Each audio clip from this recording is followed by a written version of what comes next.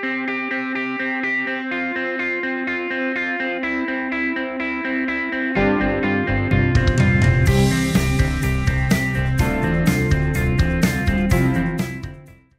so let's start. Welcome to all of you. My name is Alan Cogan. I'm the CEO of Superhuman. And this webinar is brought to you by a Superhuman company, a company that I have created specialized in executive development by using the latest neuroscience and leadership insights. So before we start, just a small French lessons to you. In France, we pronounce superhumain with a French style. But during this discussion, I will pronounce superhuman for better comprehension, okay? So most good leaders want diverse, bias-free teams. They want men and women of all different ages, representing a variety of cultures and races. But in practice, of course, that kind of melting pot is hard to create. In some areas, industries and function, it can seem nearly impossible, and bias run deep and it's hard to eradicate. But according to our special guest tonight, you can interrupt it pretty easily. The leaders we have engaged with at Superhuman do this in 3 areas: hiring, day-to-day management, and talent development.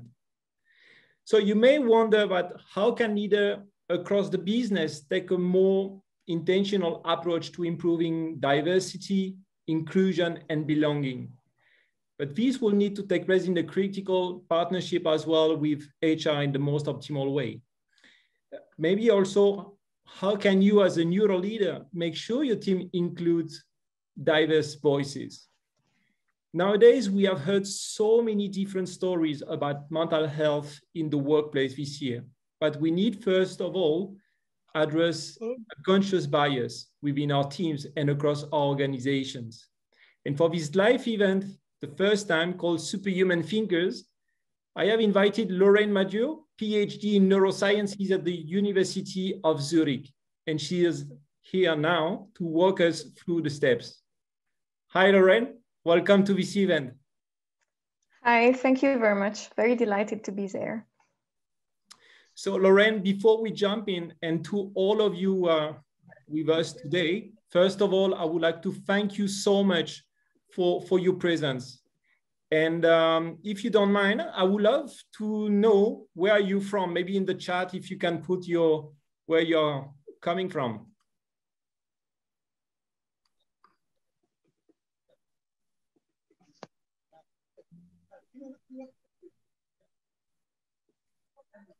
Amsterdam. Hi, Druba, how are you? Paris. Bonsoir. Nora. Buenos días, Nora. Brussels. Okay.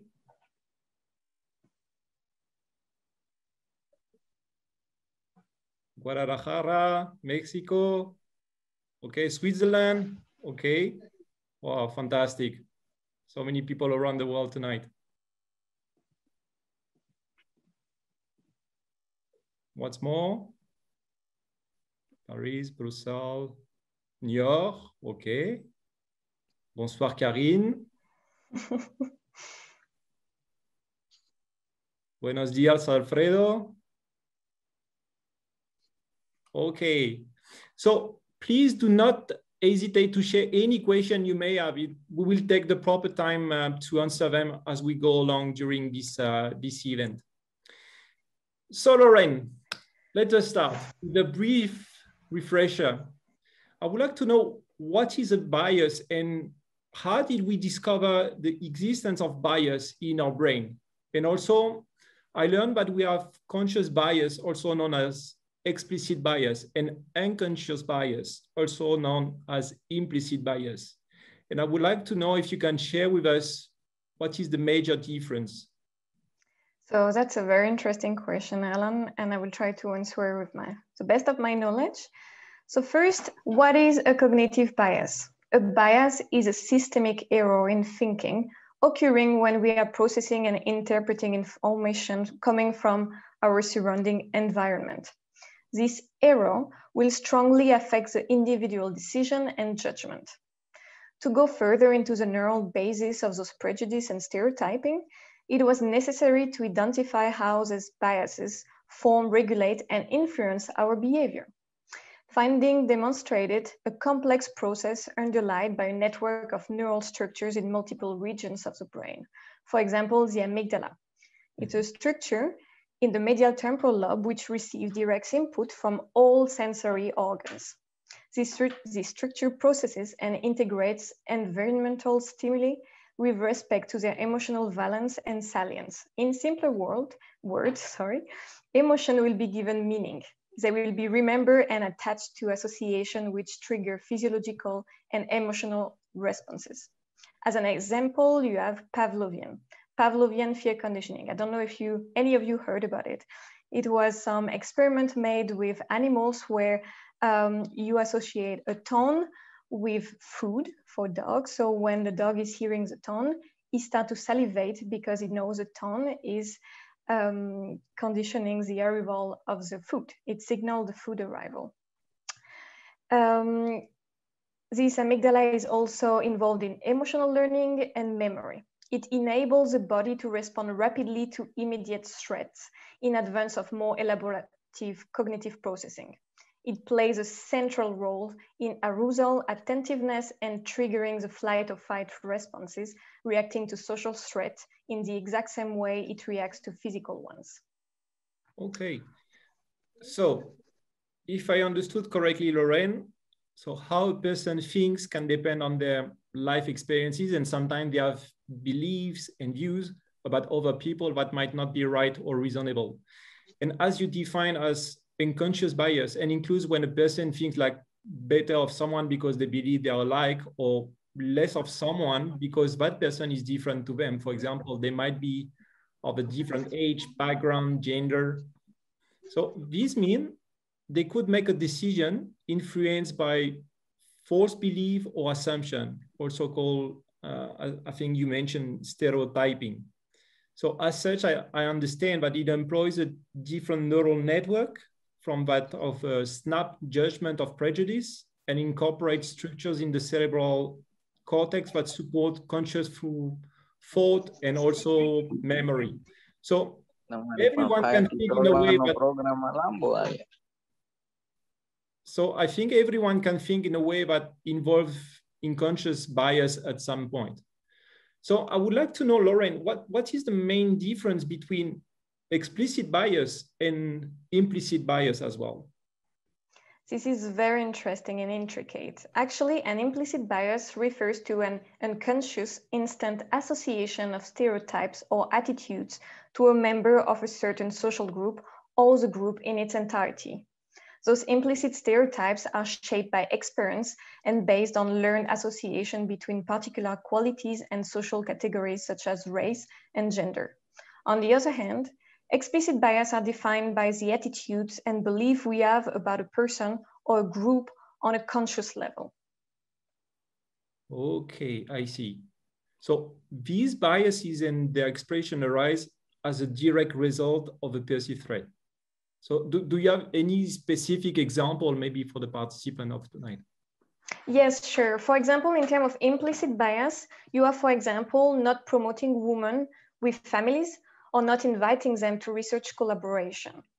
Those are action that you don't even think about. It goes naturally because you can think that, okay, a woman with family will be less efficient, therefore she doesn't deserve to be promoted.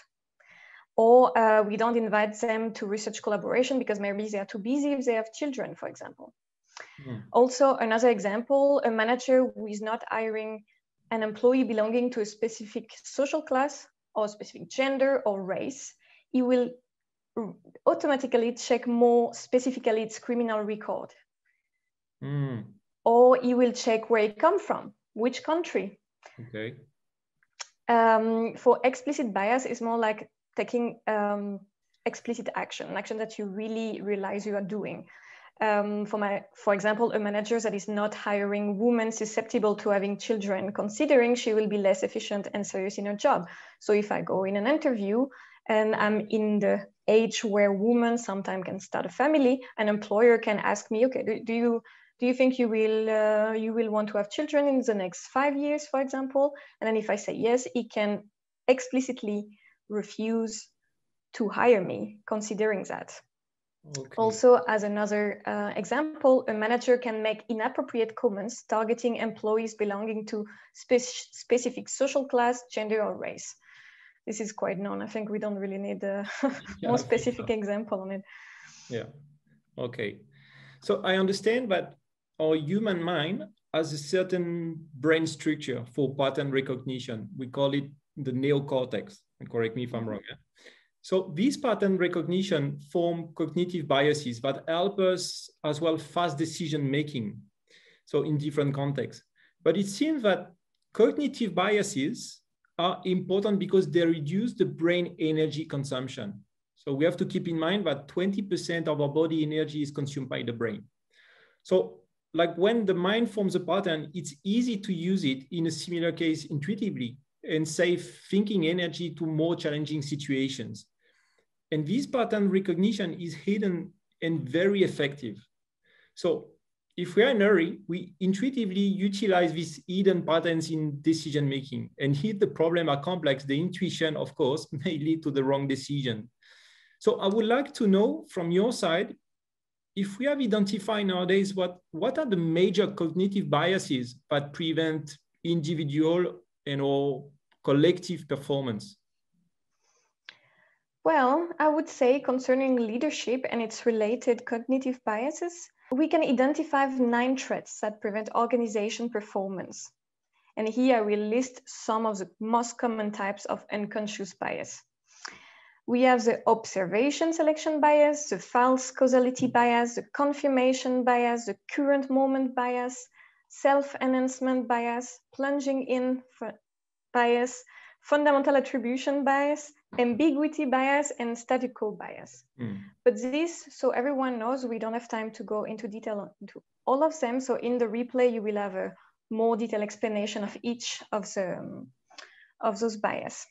Okay, so we will put it in the replay. Exactly. Okay, but recently I've read a book from the psychologist Daniel Kahneman, Thinking Fast and Slow. And he has written that we have 2 systems of thinking.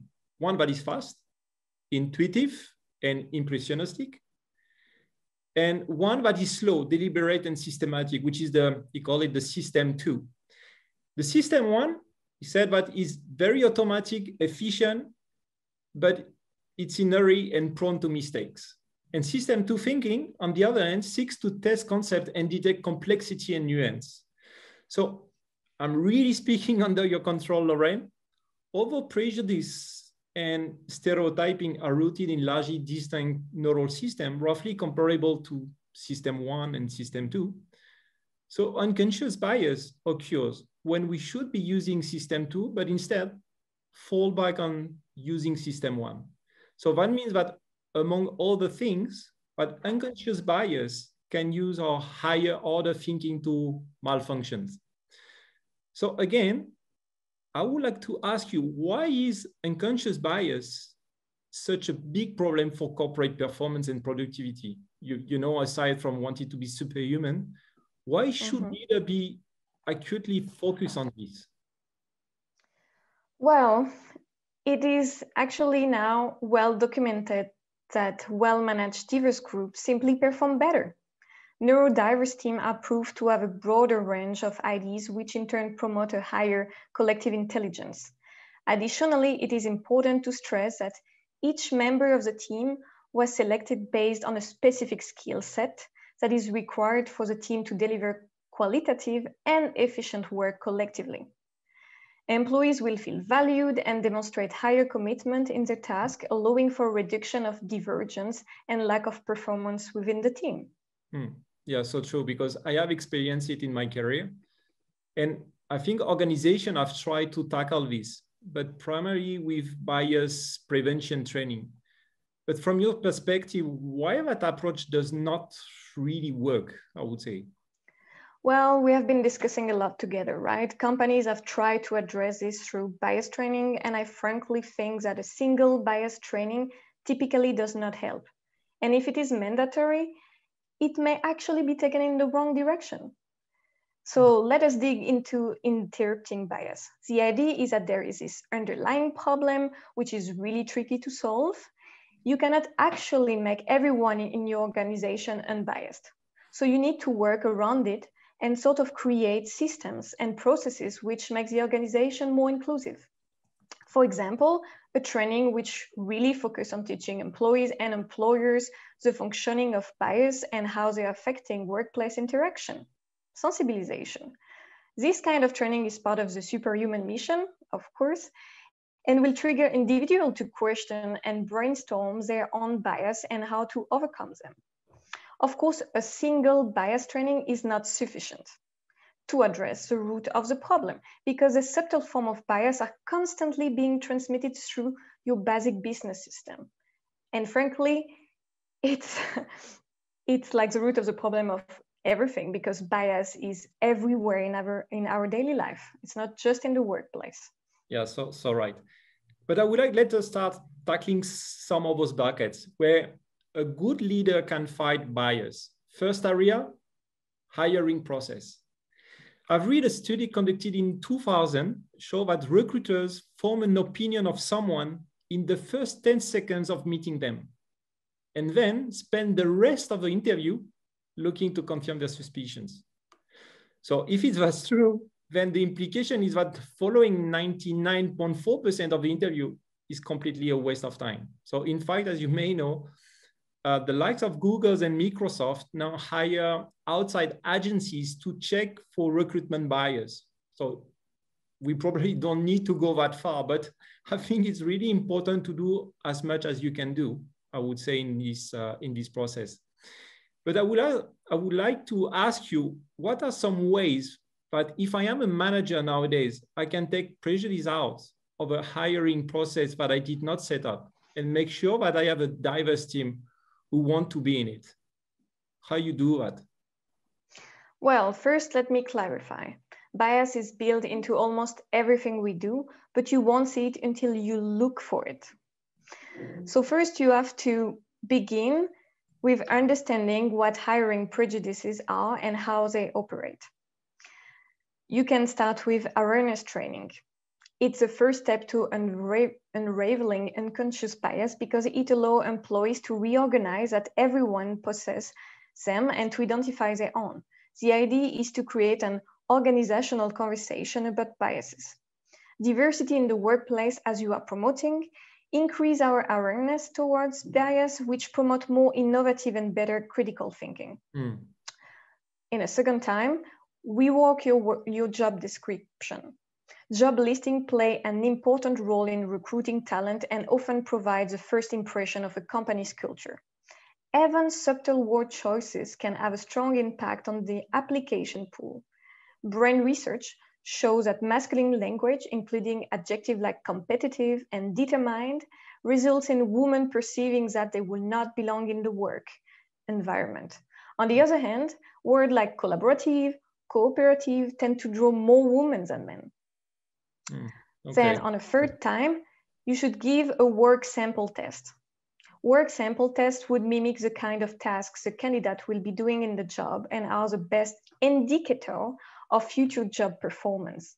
Evaluating work sample tests from multiple applicants also helps calibrate your judgment to see how candidate A performs compared to candidate B, for example. Nice. Is what we are doing, for example, at Superhuman when we integrate people. We try to give a test, but also we try to involve other person in the recruitment process also to mitigate this unconscious bias that we may have, for example, because sometimes I think you have heard, sometimes we recruit our clone because we feel that we have more connection with the person that we are recruiting. So but before we continue, let's review maybe the chat. If there is any question that you have raised or any clarification you would like to request to us, please do not hesitate. Maybe we take a few. So there is a question from Sarina. Tursunova, she said, really interesting discussion on bias at recruitment. I am curious is this for face-to-face interviews or what is like it in the current virtual environment? For example, at Superhuman, Sarina, we are implementing in what Lorraine just shared to us in both sides, in virtual environment, but also in the face-to-face interviews as well. So this is what we are doing as well. Perfect, thank you. If I could just ask, do you think it is harder to combat bias in a virtual space? Yeah, so on the virtual space or even on the face-to-face interviews, we know that we have bias. So unconscious or explicit or implicit bias. So first we need to be aware. And secondly, we need to tackle some strategies to how we can mitigate that. What we will do in the replay, we will provide you as well some solution or alternative or practice that we are doing for each, for example, bias that Lorraine has just shared to us. And then you can give us your opinion on that extent. Great, thank you. Yeah. Shall we continue? Yes. Alan, and tackle the question a bit later, maybe. Yeah, maybe, yeah. So Lorraine, in my leadership experience, I've seen that the natural aspect that I was mentioning earlier, that of gravitating toward people with whom you instantly gel, for example. And as shared previously, one study found that impressions made in the first 10 seconds of an interview could impact the interview outcome. So another suggested aspect that managers hire people that they may like the most on the personal level. And this bias toward natural chemistry or common interest is another one to watch out, especially during the hiring process. So I think the likability is perhaps the most challenging question of the hiring process nowadays. Yes, but you need to ask yourself, does it matter whether you like the person you hire? And how important is it to you? If you care about it, I recommend you rating candidates as you would on, say, other skills during the interview. By giving likability a score, you're making it more controllable. Okay. But obviously, I think the importance is the insisting on neurodiverse teams is explicitly linked to bias. But the rest of what you are describing does not have to be a big announcement, I think. But we are seeking more diversity here. And it's just as to say that we are evaluating everyone on the same criteria.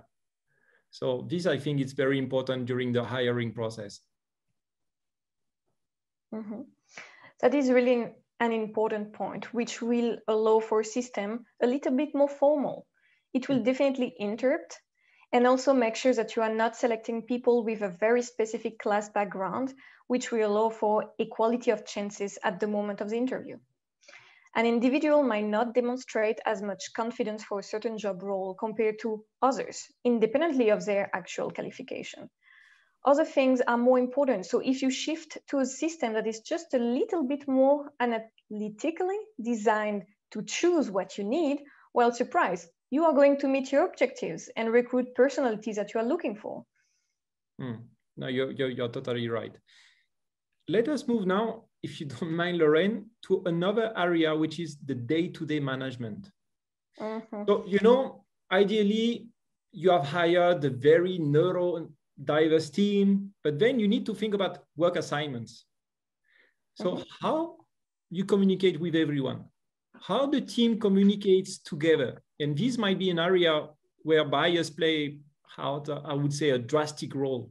So how do you make sure that it does not impact effective collaboration? Well, a lot of bias tend to creep in meeting dynamics, right?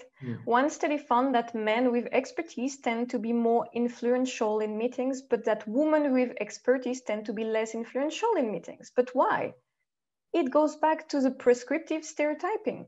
If you ask most people, a woman should be modest, self-effacing, and nice, a good team player with a lot of empathy. If you ask people about men, he must be a go-getter, competitive, ambitious, a shark.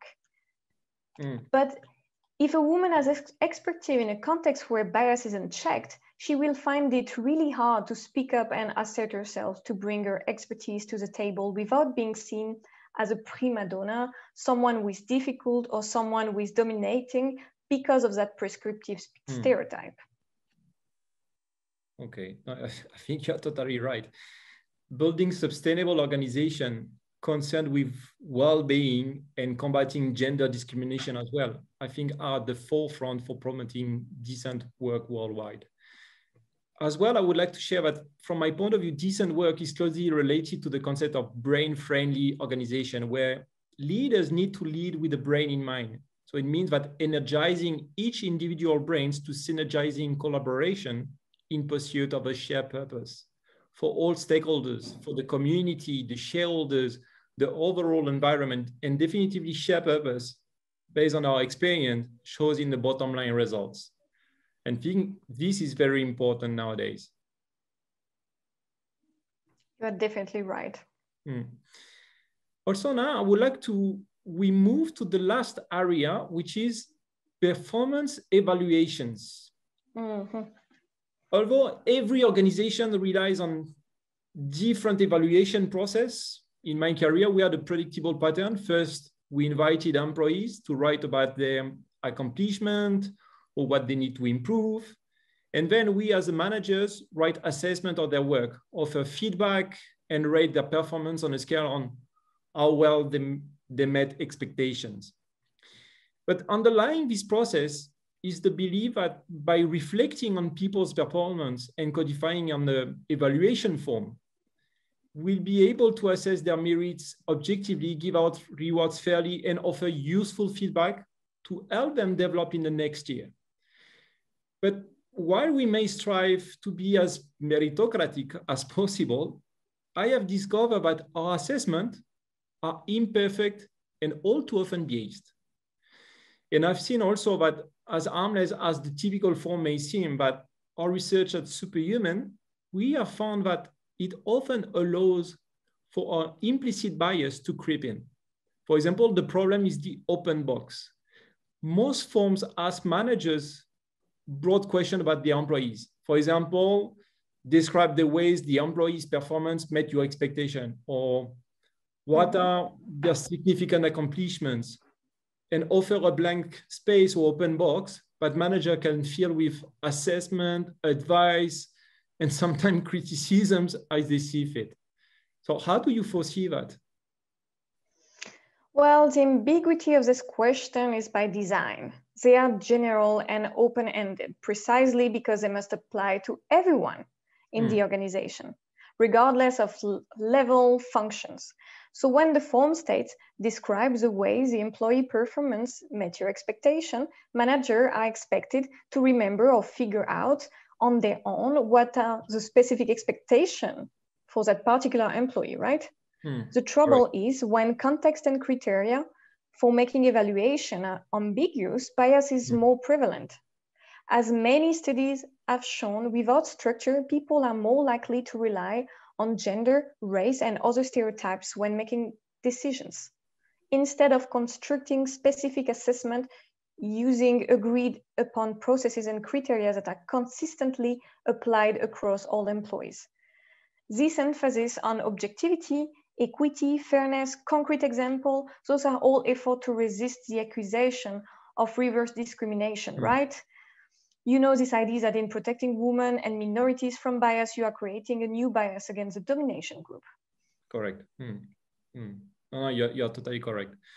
Well, also is just choosing to develop and promote people based on what is actually valued in the workplace as well. So we need to take into consideration. And by far the most common bias that I have observed, and it's one that I'm naturally drawn to being biased towards, is at many places, performance review are every 6 to 12 months. And manager will weight the most recent events in the past 1 or 2 months, or a lot more than the events before.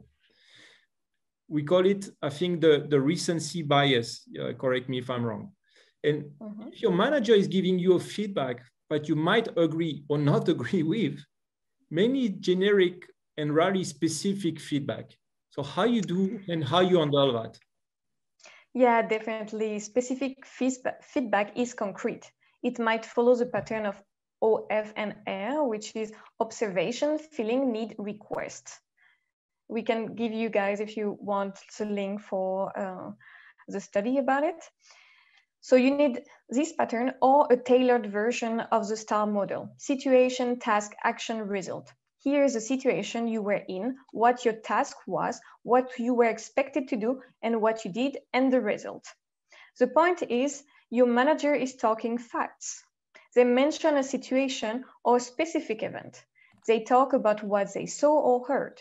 They tell you what they suggest you could have done differently or different output you could have achieved. When you get specific feedback, you can have a proper conversation. Perhaps your manager missed part of the context, perhaps they misinterpreted something, or maybe you feel they are right. Either way, you both know what you're talking about, and this makes for generally healthy exchanges. A generic feedback, on the other hand, is the opposite. When your manager makes generalities such as your work is lower quality than it should be, or you're too cautious, you end up scratching your head. Are they speculating? Are they just trying to provoke you? Based on what are they saying this? So this feedback is frustrating, and to try to avoid it, you can start by asking your manager, okay, in which situation do you think my work was lower quality? Do you think it was my organization? Was it like a lack of organization? What is a lack of competencies? What was the actual problem? So then you can progress from now on, because you know exactly what was your issue. With generic feedback, you cannot know that. You're right. No, definitely, you're right. I have experienced that speculative feedback is when your manager tells you things that you could do or could have done, often without much specific. For example, he's mentioning that you could have done more coding, you could collaborate more with the team. And these are both examples of this kind of feedback that you are mentioning. And from my perspective, speculative feedback is often a lazy form of feedback. And as a neuro leader, I stop myself as well from giving this type of feedback without specific, unless it was really for people above expectation and I was really highlighting stretch opportunities. I think from my perspective as well, it's quite lazy because it's usually not specific and it often does not even reflect what you are even doing. So as a manager with many reports, it can also be a real-time saver with performance reviews to give similar speculative feedback to your people or teammates. My advice as well is when you get speculative feedback, you can challenge your manager into giving you more specific feedback. Just as I said, you embrace it and it is a way of coping with generic feedback. You explain to your manager what you misunderstood, his expectation, and that you need him to give you a bit more direction in order for you to grow into the job problematic. If you refuse, then it's a managers that need to learn a bit more about how to manage people, because you want your company to grow, you want your employee to grow as well in their own role, you know? You are definitively right. I can tell you, based on my 20 years of leadership experience, I can tell you that almost no employees look forward to a traditional annual appraisal. I think they approach it with at best a nervous expectation that they will find approval and at worst anxiety.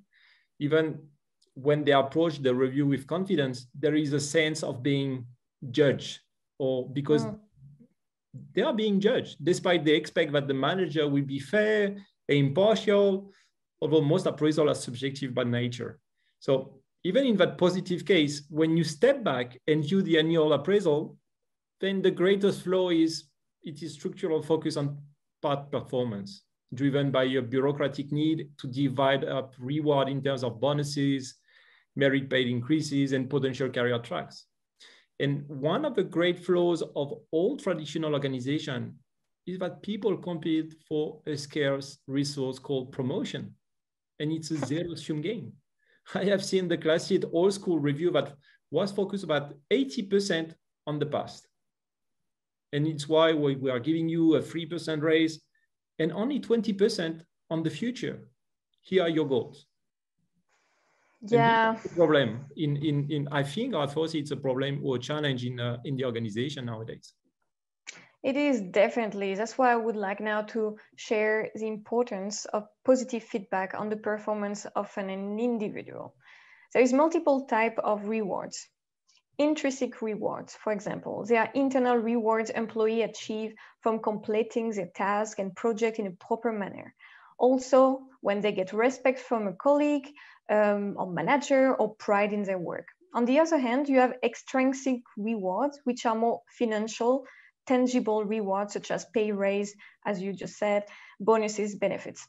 Intrinsic rewards serve as a reinforcement of the satisfaction of doing a good job. And this positive feedback will then trigger the motivation to exert a new effort in search of an additional intrinsic or extrinsic reward. While extrinsic reward, money, can often be a key motivation, but multiple studies demonstrated that if employees are presented with two options, a better salary, but a deleterious environment, or a lower salary in an encouraging environment, they will often choose a second option. Why? Because extrinsic rewards such as money will bring a brief, shallow, pleasurable feeling compared to intrinsic rewards that often add a deeper meaning to the work life. Correct. Therefore, positive feedback will amplify the feeling of satisfaction, help drive changes, and lead to an increase of motivation of employees. You will enjoy to do your work, so you will do it more efficiently and don't count your time. On the other hand, an unconstructive negative feedback will be identified as a punishment by the individual. So you still need to be able to give a criticize on a job, because it's fundamental to give feedback on something that can be ameliorated, that can be progressed on. But the key here is to not sanction. It's to give constructive criticism. So this feedback part is about communication. Are you able to communicate well to your team what they need to ameliorate? Do you let your emotional state go into this feedback as well? Like manager really have to work on this communication with their employees to be able to get the best of them, whether it's negative, constructive criticism, whether it's a positive criticism. And I think, as you mentioned, controlling our emotion part, I think is a critical point. It can be another subject for a next discussion as well. But since the future becomes another changing present, I think the best performance management is designed to really help employees to deal with a degree of change right at the time it happens, as you clearly mentioned right now. But performance management that we have seen within Superhuman company resembles really the rest of work. It is not a frozen moment in time, because we have seen that normally the performance review happens every 3 to 4 months, like the midterm review and the year-end review. But in Superhuman companies, we have seen that it's a continuous process of incremental change and adjustment. So on one hand, they focus on giving positive feedback. And I think it's very important to notify the employees on what has been done correctly or in line with the expectation from the management. But as well, on the other hand, on the developmental feedback, I think it sounds like an euphemism for criticism, but there are key differences between them. And developmental feedback centers on the person, not the organization. It's about growth, like acquiring skills and experience, taking initiative, learning new information, or broadening one point of view. And we always analyze the failures and mistakes in detail. So like you mentioned, not for punishment, but in a spirit of accountability, but not again for punishment. And the difference from my perspective, it's really, really critical, because accepting failure and admitting mistakes fuel greater trust and risk-taking. And we all need, especially nowadays, to build this brain-friendly environment in any organization. So at least you can increase the development of really of the employees during especially this moment where everybody is working from home. And this is critical. That's Before for sure. to let you go, Lorraine, I would say let's review the chat for maybe the latest question or comments, if any. I think we had one at the very beginning, but maybe you answered already. What are your views, experience on visualization exercise in mitigating unconscious bias? Your views, experiences. Okay, from Naja. So we are working with some exercise, especially with neuroleaders in different type of part, like hiring, like day-to-day management.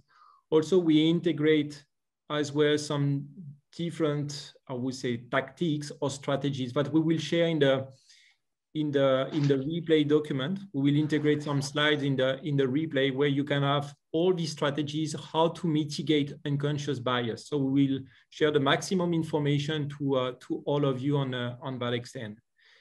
So I think it's very, very important. I don't know if Naja, I replied to your question. Maybe yes.